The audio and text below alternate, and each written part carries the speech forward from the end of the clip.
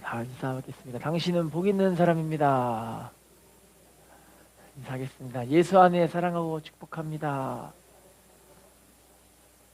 제목을 따르겠습니다. 빌립보 교회를 위한 바울의 기도. 바울이 빌립보 교회를 생각할 때마다 하나님께 항상 감사가 나오고 막 주야로 기도할 때마다 막 기쁨으로 간구가 막 나오는 거예요. 왜냐면 이 교회가 너무너무 사랑스럽고 너무너무 좋은 거예요. 여러분, 모든 교회의 주의종들이 아마 그 교회 성도들을 위한 그 마음이 이와 같은 마음이 아닐까 싶어요. 생각할 때마다 감사가 나오고 간구하고 기도할 때마다 막 기쁨으로 기도가 나오고 하나님께 막 간구가 나오는 거예요. 할렐루야. 근데 빌립보 교회를 향한 그 바울의 그 마음이 이럴 수밖에 없었던 이유가 있었어요. 왜 그러냐면 바울이 감옥에 갇혔는데, 감옥 속에 들어갔는데 감옥에서 할 수 있는 일이 없잖아요.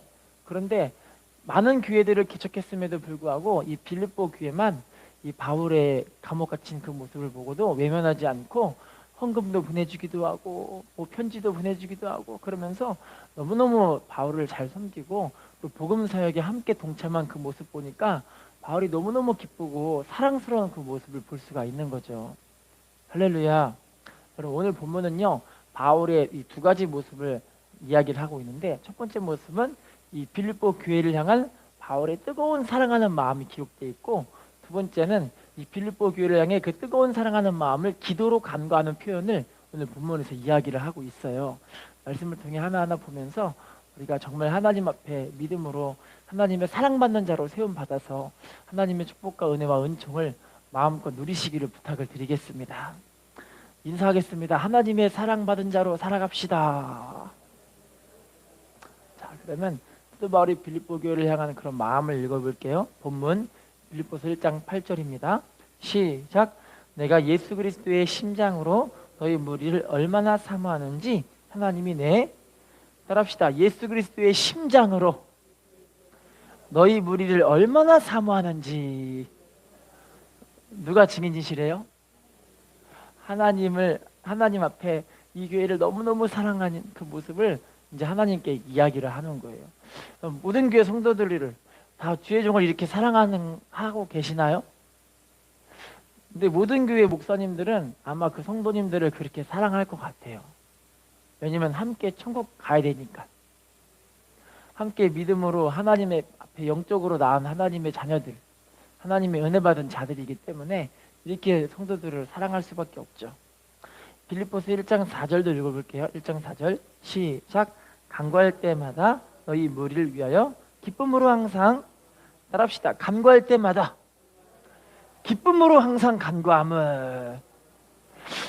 목회자들이 성도들을 위해 이렇게 기쁨으로 간구할 수 있는 성도들은 복 있는 성도인 것 같아요. 근데 목사님들이 성도들 가운데 하나님 이 성도는 정말 복을 주셔야 됩니다, 그런 성도가 있고, 하나님 이 성도는 제발 좀 천국 준비할 수 있게 해주세요, 믿음 좀 바로 세워주세요, 그 기도가 나오는 성도들이 있어요. 할렐루야. 여러분, 주의 종들은 정말 하나님의 복을 받는 그런 성도들이 세워지기를 너무나 바라는 줄로 믿습니다. 근데 복을 받는 게 먼저가 아니라 천국 백성으로 살아가는 게 먼저예요. 복을 받아도 하나님의 복을 받아 믿으면서 떠나버리면 이거는 복이 아니라 저주죠. 할렐루야. 히브리서 13장 17절을 읽어볼게요. 시작. 너희를 인도하는 자들에게 순종하고 복종하라. 그들은 너희 영혼을 위하여 경성하기를 자신들이 청산할 자인들 같이 하느니라.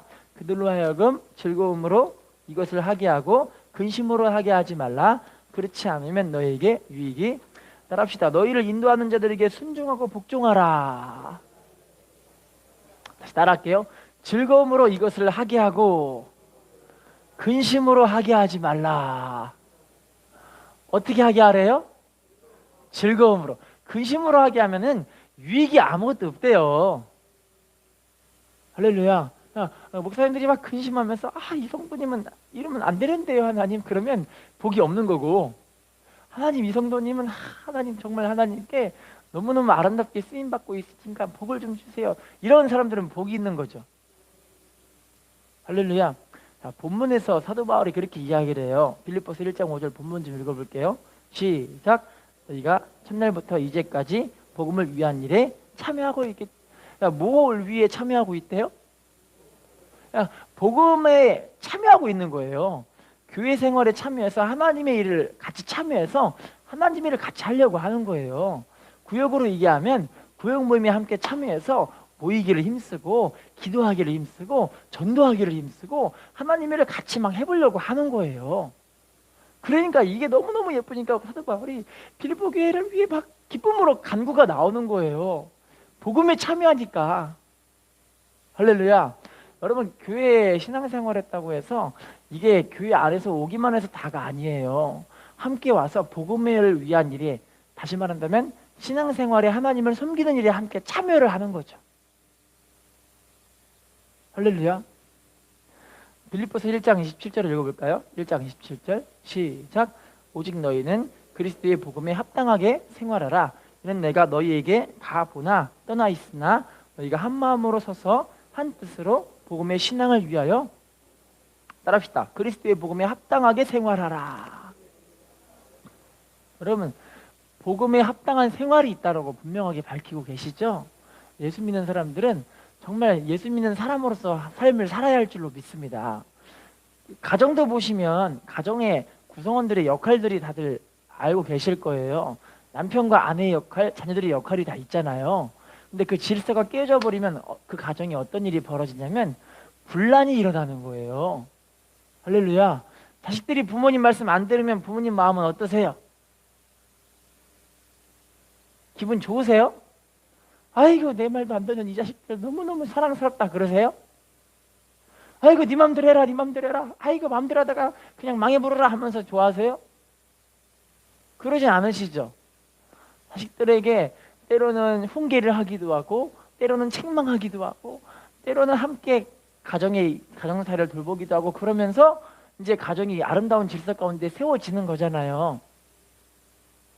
할렐루야. 근데 그렇게 안 되니까 가정이 많이 분란도 일어나고 괴롭기도 하고, 남편은 아내를 존경스럽지도 않고, 남편은 아내가 사랑스럽지도 않고, 부모는 자식을 자식스럽게 여기지도 않고, 자식은 부모를 부모답게 여기지도 않는 거예요. 그러니까 오늘날의 가정이 많이 이렇게 깨어지고 있는 가정들이 많이 있지 않을까 싶어요. 할렐루야. 인사합시다. 복음에 합당한 생활이 있습니다. 교회도요, 하나님의 자녀로서 우리가 부름 받았으면 이제 하나님의 자녀다운 삶이 있어요. 그걸 교회에서 배우는 거예요. 할렐루야. 하나님의 자녀다운 삶을 배우시고 부지런히 하나님의 일을 감당하시고 하나님의 사랑받는 자로 사시기를 부탁을 드릴게요. 왜냐면 우리 자녀들도 있는데 예쁜 자녀와 그냥 안 예쁜 자녀가 있는 것 같아요. 물론 다 예쁘지만 예쁜 자녀는 그냥 말도 잘 듣고, 그런데 안 예쁜 자녀는 말도 그렇게 안 들어요. 근데 둘이 똑같을 수는 없더라고요. 어떤 애는 잘 듣다가 안 듣고, 또 어떤 애는 또 잘 듣다가 또 안 듣고, 그럴 때가 있더라고요. 할렐루야. 여러분, 우리가 합당한 그런 하나님을 기쁘시게 하는 자녀가 되어서 장성한 분량들이 되면 하나님이요, 여러분, 하나님 주세요 하지 않아도 하나님이 보기에 얘가 너무너무 아름다워 보이니까 그냥 얘가 뭘 줘야 될까, 그런 마음을 갖고 계시는 것 같아요. 할렐루야. 다윗 같은 사람은요, 얼마나 하나님의 사랑을 받고 예쁨을 받았던지요, 너무너무 하나님이 예쁜 거예요. 다윗이 마음이. 왜냐면 다윗이 하나님 마음에 쏙든 게 성전 건축하는 그 마음이 너무 좋은 거예요. 하나님, 우리 집은 백향목인데 내 집은 백향목궁으로, 여러분 백향목이라고 아시죠? 지금도 이스라엘에서는 백향목으로 만든 그 나무라든지 가구라든지 지붕이 그렇게 세워지면 그 집은 엄청난 좋은 집이에요. 왜냐면 나무에서 막 향내가 막 나와요. 그 냄새가 막 시간이 지나면 지날수록 너무너무 마음과 이 마음의 평안을 주는 그런 좋은 냄새가 나는 나무거든요. 근데 그 나무로 집을 지었으니까 얼마나 좋겠어요. 궁전이잖아요, 궁전.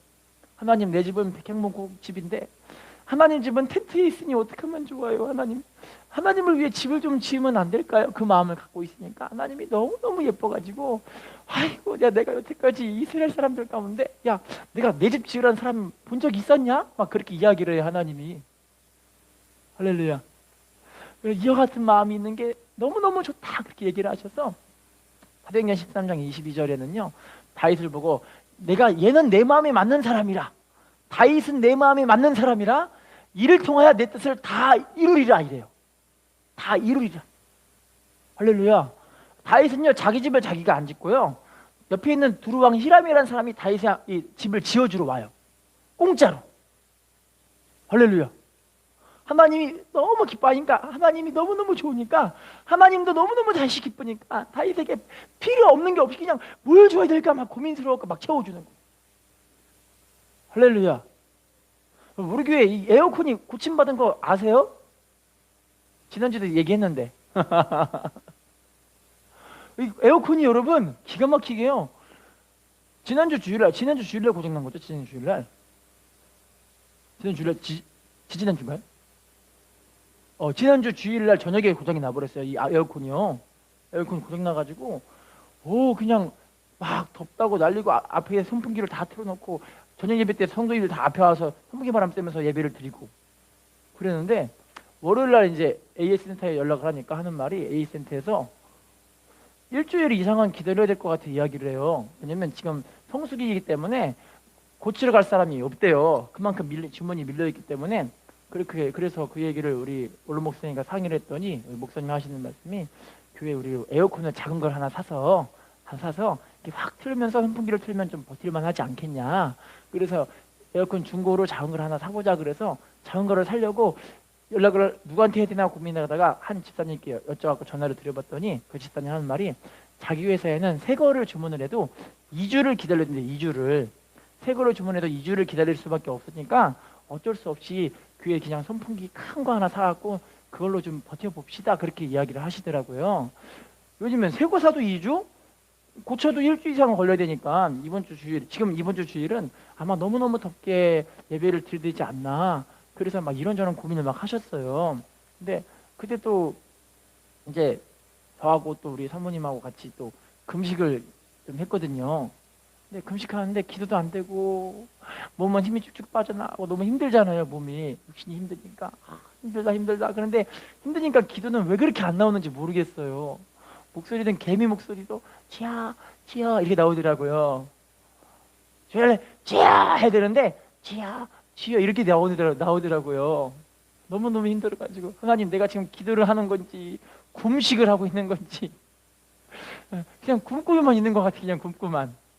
그런 마음에 하나님 그런데 이게 에어컨까지 이렇게 고생스럽게 하고 있으니 어떻게 하면 좋아요 하나님 막 이러고 있었는데 너무너무 신기한 게요. 연락한 그 다음날 AS 기사가 온 거예요. 연락한 다음날 AS 기사가 오더니 호로록 고쳐버리고 그냥 가버렸어요. 얼마나 은혜로운지. 게다가 원래 지난번에 이게 한번 고장났을 때 교회가 전체가 1층에 한번 전체가 다 고장나가지고 AS를 불렀는데 비용이요 200만 원이 넘게 나왔어요. 비용이. 이게 시스템 에어컨이라 전체를 다 고쳐버려야 되니까. 그런데 또 우리 목사님이 고민하시면서 어떻게 하면 좋냐, 이게 비용이 많이 들 것 같다 그러는데 이게 기판만 싹 고쳐버리더니 비용도 많이 안 들고 그렇게 하나님의 은혜로 싹 고쳐가니까 얼마나 그냥 속이 시원한지. 할렐루야. 그러면서 마음에 지금 하나님이 함께하고 계시는구나 그런 마음이 드는 거예요. 하나님 우리 지금 보고 계시나? 생각이 들기도 하고 너무 좋은 거예요. 할렐루야. 여러분 하나님이 여러분들에게 하나님 좀 주세요 해서 받아내는 것보다 내가 얘한테 뭘 줘야 될지라고 고민할 수 있는 사람이 되면 참 얼마나 좋을까요? 형통한 사람 이삭 기억나시죠? 이삭은 얼마나 형통했던지 구약성경에서는 그 이삭에 대한 기록이 몇 장 안 나와요. 몇 장 안 나오지만 그 사람이 인생이 너무 형통한 거예요. 왜냐면 어릴 적부터 아버지가 모리아 산에 가서 하나님들 번제를 바치란다 죽어라 할 때 칼로 딱 자르려고 하니까 어떻게 하고 있어요? 저를 죽여주세요 이런 사람이 이삭인 거예요. 할렐루야. 그러니까 이 사람은 얼마나 형통한 자가 되었던지요. 가는 곳마다 샘물 파니까 샘물이 막 펑펑 쏟아져 나와요. 샘물이. 오늘날 말하면 여러분 이 돈다발이 막 안 든 거야 그냥. 그 돈다발 맞죠?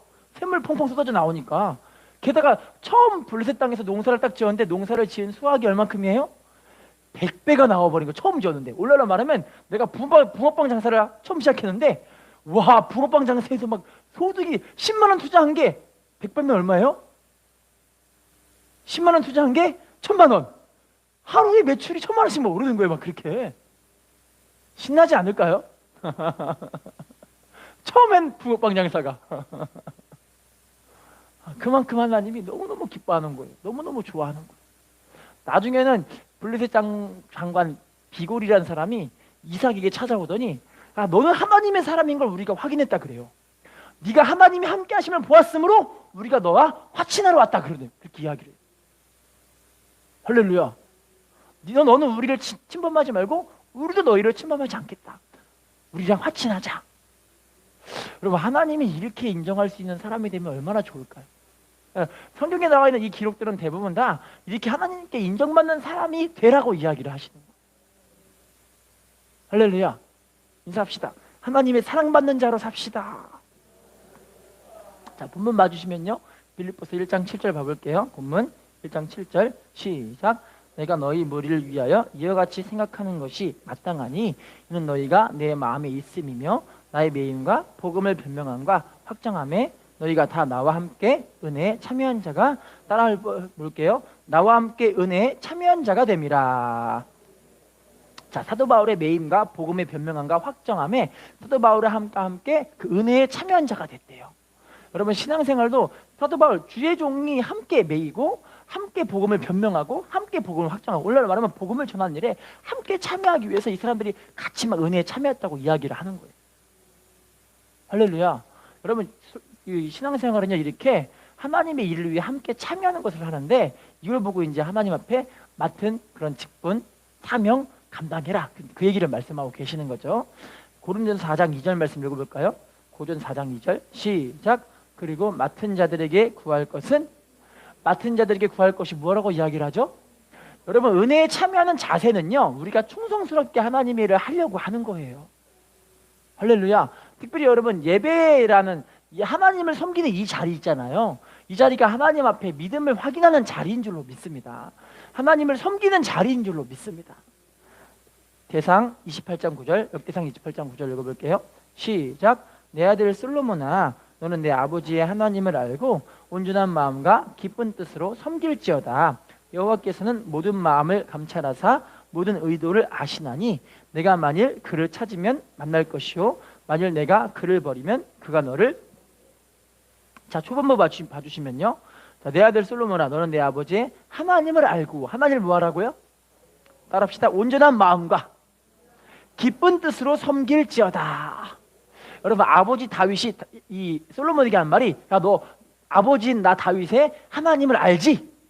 할렐루야.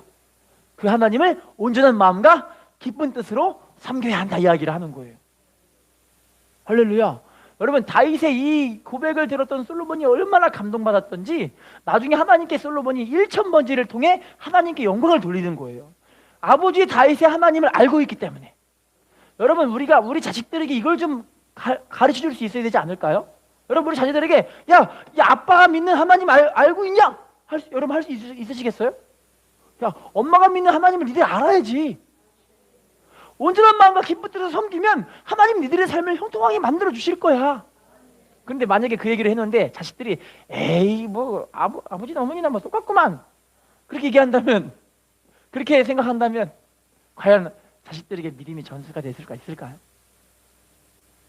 할렐루야. 여러분, 우리가 이와 같이 정말 하나님 앞에 온전한 마음과 기쁜 뜻으로 하나님을 섬길 수 있는 사람들이 되었으면 좋겠어요. 마태복음 6장 24절입니다. 마태복음 6장 24절 시작. 한 사람이 두 주인을 섬기지 못할 것이니 혹 이를 미워하고 저를 사랑하거나 혹 이를 중히 여기고 저를 경히 여김이라. 너희가 하나님과 재물을 겸하여 섬기지, 따라합시다. 하나님과 재물을 겸하여 섬기지 못하느니라. 하나님과 재물을 어떻게 섬기지 못한다고요? 그러니까 돈 벌다가 보면은 하나님을 섬기는 것에 등한이 되게 되고, 할렐루야.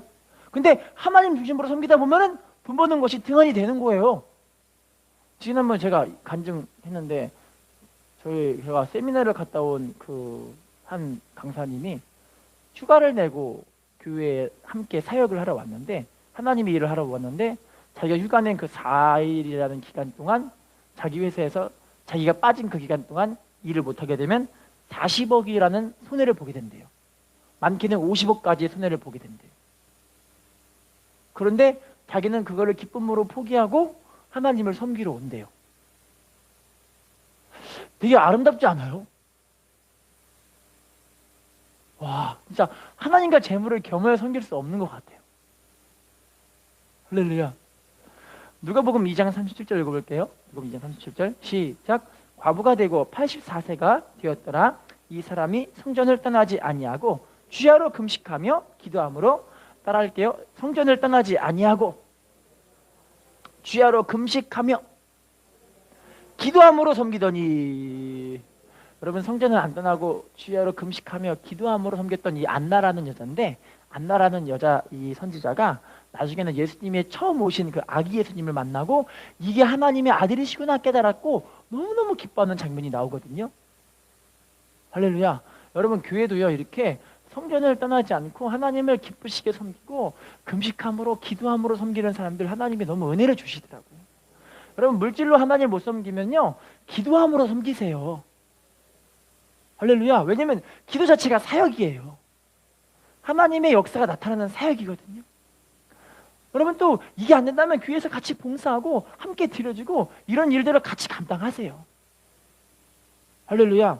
여러분 이렇게 맡은 자리를 잘 지키고 하나님 일을 감당하는 분들 참 하나님이 귀하게 여기실 줄로 믿습니다. 조선조 숙종이라는 임금이 있었어요. 이 임금이 평상복으로 옷을 갈아입고 이제 민정시찰을 나갔습니다. 자, 민정시찰을 나가는데 평상복이니까 사람들이 못 알아보잖아요. 그런데 갑자기 한 시장의 저작거리에 갔는데 시장에서 한 선비가 남난 옷차림으로 갓을 쓰고 바닥에 딱 앉아가지고 한숨을 쉬고 이러고 있는 거예요. 그 모습 보고 이제 이 숙종 임금이 가더니, 아니 자네 왜 그렇게 힘들어하고 있는가? 무슨 일 있으신가? 물어봤더니 이 선비가 하는 말이, 나는 가난한 선비인데 이번에 과거 시험을 보러 열심히 공부를 해서 시험을 보러 왔는데 시험 쳤는데 망해버렸습니다. 떨어져 버렸습니다. 이렇게 이야기를 하는 거예요. 그 애 듣더니, 아니 과거 시험 봐서 뭐 하려고 하는가? 그랬더니 벼슬길에 좀 올라봐서 이 나라가 너무너무 힘들고 이 백성들은 괴로운 모습들을 보면서 한번 나라에 이바지를 해보고자 내가 한번 과거의 시험을 보려고 왔습니다. 이야기를 하는 거예요. 그랬더니 이 숙종 임금이 뭐라고 하냐면, 뭐 그러면 그렇다면 만약에 자네에게 벼슬을 준다면 할 텐가? 라고 물어봐요. 벼슬을 준다면. 자, 그랬더니 무슨 벼슬이든, 당신이 누군지 모르지만 무슨 벼슬이든 준다면 내가 어떤 거라도 하겠습니다. 이야기를 하는 거예요. 그러면서 처음부터 하나하나 이야기를 해요. 무슨 사또 뭐 이런 거 얘기를 하는 거예요. 하나하나 이야기를 하는데 나중에는 군수, 나중에는 판서, 나중엔 정승, 임금의 오른팔인 정승까지 올라가는 거, 그 얘기를 하는 거예요. 그랬더니 맡겨만 주신다면 다 줘 얘기를 하는 거예요. 그랬더니 하는 말이, 그러면 혹시 임금이 된다면 할 텐가? 물어봐요. 임금이 된다면. 그랬더니 갑자기 이 선비가 숙종의 싸대기를 팍 때려버리는 거예요. 팍 때려버린다는 말이, 아니 나보고 지금 역적질을 하라는 것인가? 하면서 막 화를 벅벅 내는 거예요. 그랬더니 옆에 있던 무관들이 막 달려들더니 가난한 선비를 확 얼매어가지고 막 죽이려고 하는 거야. 이렇게 임금을 두드려 팼으니까. 그래서 임금이 갑자기 벌떡 일어나더니, 아니 그만하시오 여보기들 그만하게 막 말린 다음에 하는 말이, 이 사람이야말로 진정한 충신이다 이러는 거예요. 할렐루야. 이 사람이야말로 진정한 충신이다.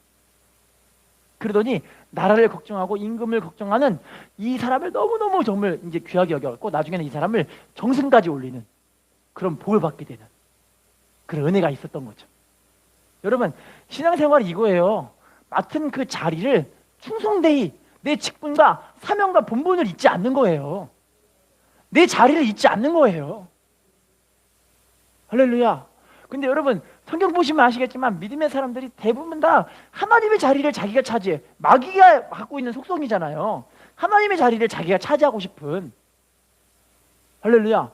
이걸 좀 쉽게 얘기한다면 내 인생을 내가 주인으로 삼는 것. 내 인생 주인공은 나야 나 들어보셨어요? 세상 노래 그죠?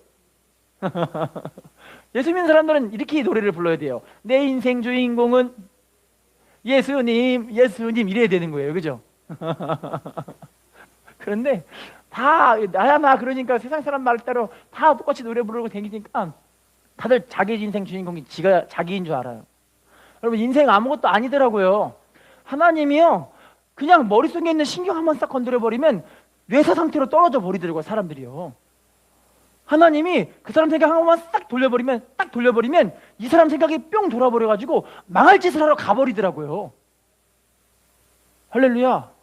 여러분 그런데요 참 감사한 건 하나님이 붙들어 주시면요 그 사람이 정말 성경 말씀 딱 맞아요. 가난한 자를 진토에서 일으켜서 거름무더기에서 일으켜서 귀족의 자리에 앉히는 분이 하나님이시더라고요. 그 사람이 하나님 마음에 쏙 들기만 하면 하나님이 사람을 싹 세우려가지고 이 사람이 어떤 상황과 어떤 형편이 있다 할지라도 하나님은 이 사람을 하나님 기쁘시한 마음만 갖고 있고 믿음으로 살기만 하면 세워나가시더라니까요. 할렐루야. 우리 하나님 바로 우리 아버지이신 줄로 믿습니다. 그 전능하신 하나님 바로 우리 아버지이신 줄로 믿습니다. 인사합시다. 하나님이 우리의 하나님 아버지십니다. 자, 구체적으로 본문으로 이제 봐볼게요. 사도 바울의 기도입니다. 짧게 좀 볼게요. 빌립보서 1장 9절 시작. 내가 기도하노라 너희 사랑을 지식과 모든 총명으로 점점 더 풍성하게 따라합시다. 점점 더 풍성하게 하사. 자, 사랑과 지식과 모든 총명을 풍성하게 하달라고 하나님께 기도를 하고 있는데 여러분 주의 종들도 여러분들이 다들 하나님의 은혜 가운데 세워지기를 너무너무나 바라고 있어요. 여러분 특별히 하나님 앞에 복받기를 원하지 않는 주의 종이 세상에 어디 있을까요? 성도들이 다 복을 받기를 원하겠죠. 목사님들이. 할렐루야. 목사님들이 주의 종들이 성도님들 복을 안 받기를 망해버리고 찌라기 못나게 살고 그렇게 살기를 원하는 목사님들이 세상에 어디 있겠어요? 하나님의 성품도요 성도들이 좀 풍성하게 살기를 원하시는 게 하나님 성품이에요. 읽어볼게요. 에베소 3장 16절 시작. 그의 영광의 풍성함을 따라 그의 성령으로 말미암아 너희 속사람을 능력으로 따라합시다. 그의 영광의 풍성함을 따라. 우리 하나님은 풍성하신 하나님이세요. 요한복음 10장 10절 시작. 도둑이 오는 것은 도둑질하고 죽이고 멸망시키는 것뿐이요 내가 온 것은 양으로 생명을 얻게 하고 더 어떻게 한다고요? 우리 주님은 풍성하기를 원하시는 하나님이신 줄로 믿습니다.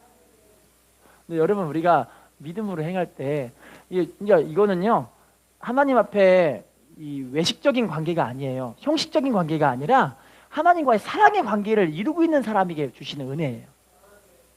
정말 사랑의 관계. 할렐루야. 자식들과 함께 있을 때 너무너무 좋으신가요? 저도 우리 자식들과 함께 있을 때 너무 좋더라고요. 때로는 우리 자식들이 너무 재밌고 그 우스운 모습들을 많이 하고 있어도 그게 너무 좋더라고요. 할렐루야.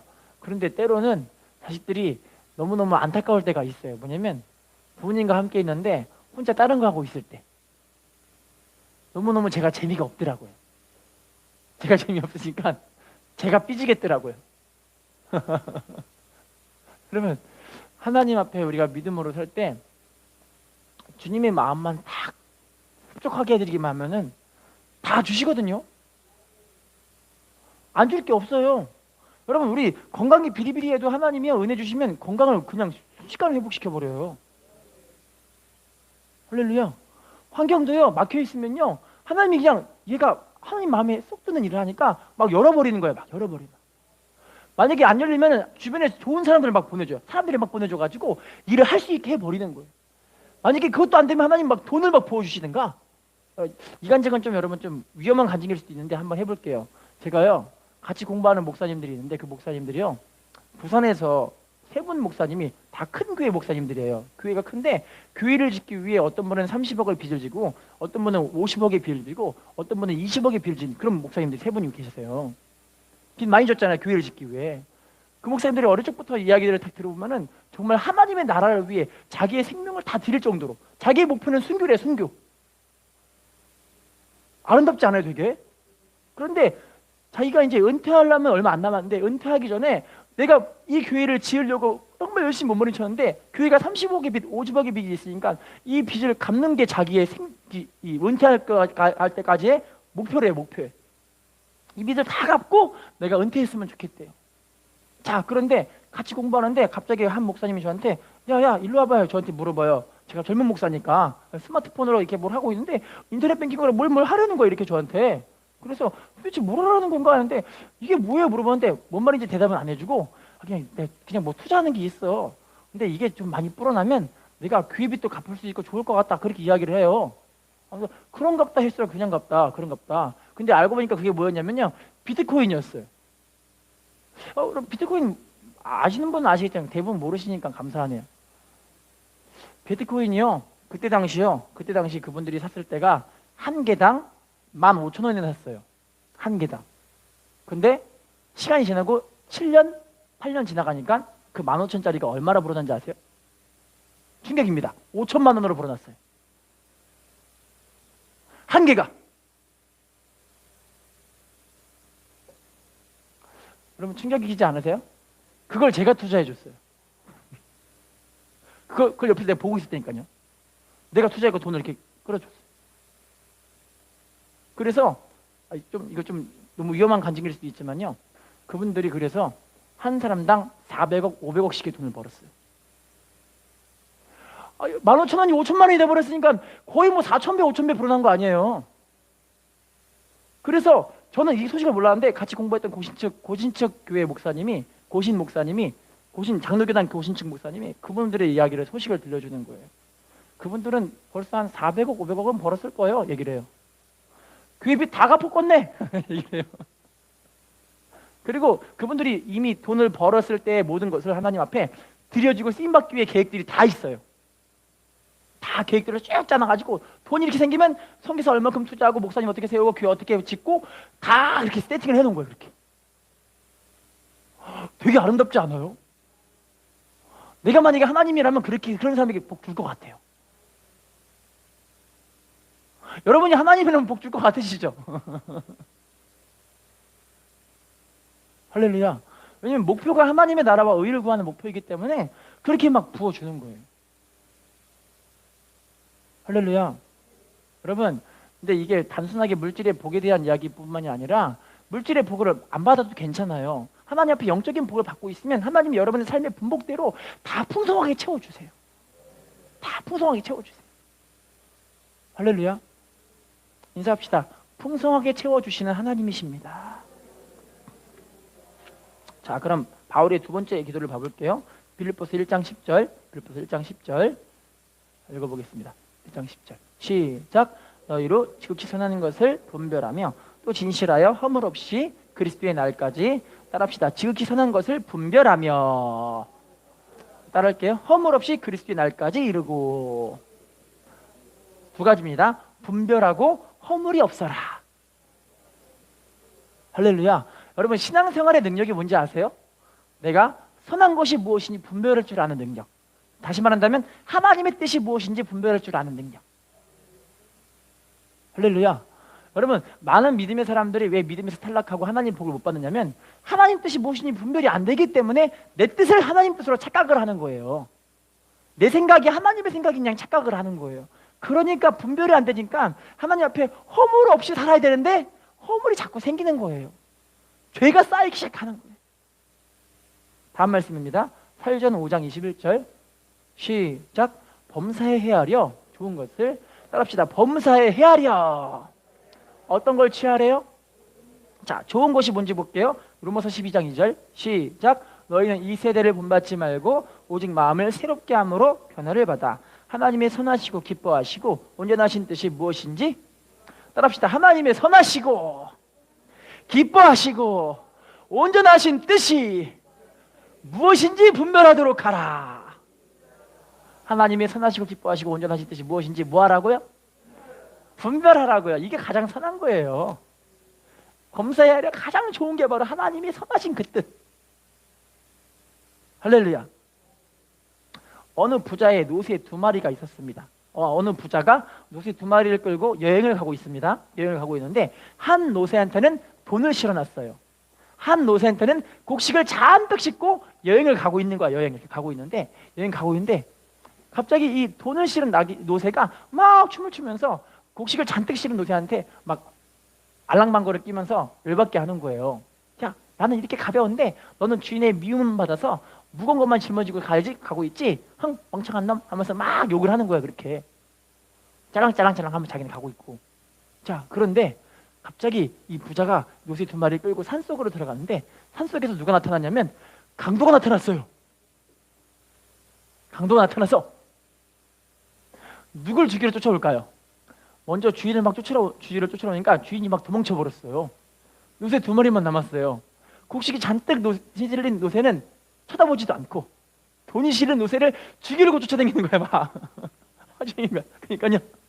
요새가 막 가다가 안타깝게 도둑에 칼에 딱 맞아가지고 다리가 크게 다쳐버렸어요. 그리고 돈 다 뺏겨버렸죠.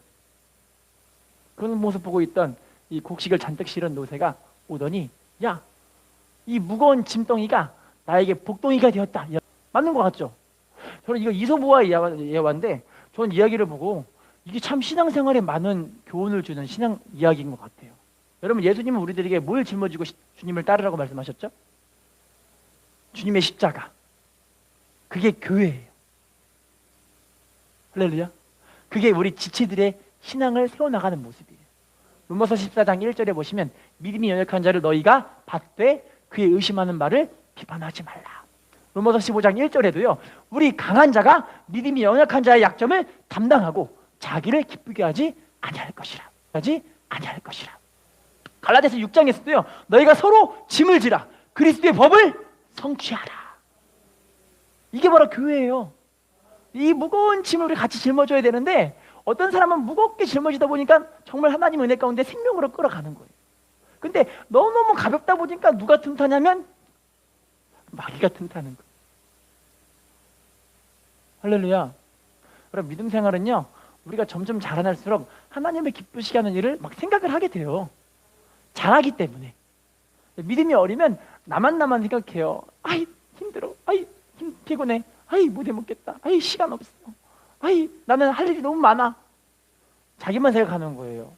그러다 보니까 하나님의 은혜가 임할 수가 없죠. 할렐루야. 자, 에베소서 6장 11절 읽어볼게요. 6장 11절 시작. 마귀의 관계를 능히 대적하기 위하여 하나님의 전신갑주를. 자, 마귀의 관계를 어떻게 하기 위해서? 마귀는요, 우리를 이렇게 간사한 계책으로 여러분들을 유혹하고 미혹하고 어렵게 만들어요. 이거 분별하는 게 능력인 줄로 믿습니다. 할렐루야. 인사합시다. 분별하는 것이 능력입니다. 자, 마지막 한 개 더 보겠습니다. 마지막 빌립보서 1장 11절 본문 시작. 예수 그리스도로, 빌립보서 1장 11절 시작. 예수 그리스도로 말미암아 의 열매가 가득하여 하나님의 영광과. 없어요? 빌립보서 1장 11절 빌립보서 읽어볼게요. 시작. 예수 그리스도로 말미암아 의 열매가 가득하여 하나님의 영광과 찬송이 되기를. 따라합시다. 의의 열매가 가득하여. 자, 열매가 가득하면 하나님께 영광과 찬송이 된다라고 이야기를 하고 계시죠? 의의 열매가 가득하는 걸 하나님은 원하시는 거예요. 신앙생활은 여러분 열매가 있어야 합니다. 따라합시다. 열매가 있어야 합니다. 인사합시다. 열매가 있어야 합니다. 요한복음 15장 8절 읽어볼게요. 요한복음 15장 8절 시작. 요한복음 15장 8절 시작. 너희가 열매를 많이 맺으면 내 아버지께서 영광을 받으실 것이요 너희는 내. 열매를 많이 맺으면 하나님께 영광 받고 우리는 무엇이 된다고 이야기하고 계시죠? 주님의 제자가 된다. 그럼 열매를 맺는 게 너무나 중요한 것인 줄로 믿습니다. 사도 바울도 우리들에게, 우리 자기네 빌립보 교회뿐만이 아니라 우리 성도들인 우리들에게도 하는 말인 것 같아요. 이 열매를 맺어야 하나님께 열매를 많이 맺어서 주님께 영광도 되고 우리 주님의 제자로 쓰임 받아야 할 줄로 믿습니다. 엔드키 눌러주세요. 엔드키. 마태복음 5장 16절 엔드키 시작. 이같이 너희 빛이 사람 앞에 비치게 하여 그들로 너희 착한 행실을 보고 하늘에 계신 너희 아버지께. 뭘 보고 하나님께 영광을 돌리게 된다고 이야기를 하죠? 착한 행실. 여러분, 우리 착한 행실에, 우리의 삶의 변화에 순종의 열매들을 맺으시기를 부탁을 드리겠습니다. 하나님을 기쁘시게 하는 건 변화입니다. 근데 그 변화가 단순하게 내가 변한다가 아니라 말씀으로 돌아가는 게 이게 변화예요. 할렐루야. 예, 결론을 맺겠습니다. 하나님은 지금도요, 우리 믿음의 사람들이 이와 같이 바울의 기도와 같은 그런 하나님의 은혜 받은 자로 쓰임 받기를 너무 원하세요. 하나님은 지금도 복을 주고 싶어 하시고요. 또 이 마지막 때까지 주님과의 깊은 은혜와 교제 속에서 하나님의 은혜 받은 자로 살기를 너무 원하시는 줄로 믿습니다. 그럴 때 하나님 우리의 삶을 하나님의 은총으로, 하나님의 축복으로, 또 하나님의 회복과 형통으로 채워주실 줄로 믿습니다. 인사하겠습니다. 하나님의 사랑받은 자로 삽시다. 기도하겠습니다.